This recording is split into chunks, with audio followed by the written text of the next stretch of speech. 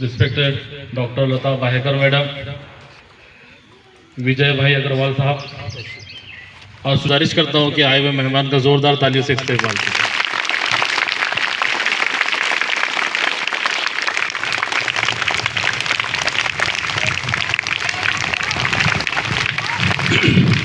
जैसे कि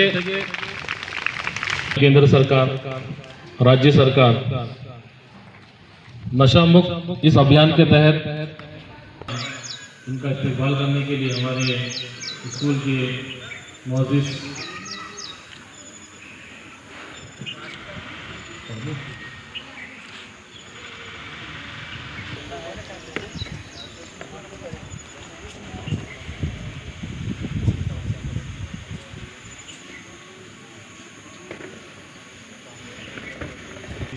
यहाँ पे पॉज करते हुए आगे बढ़ता हूँ।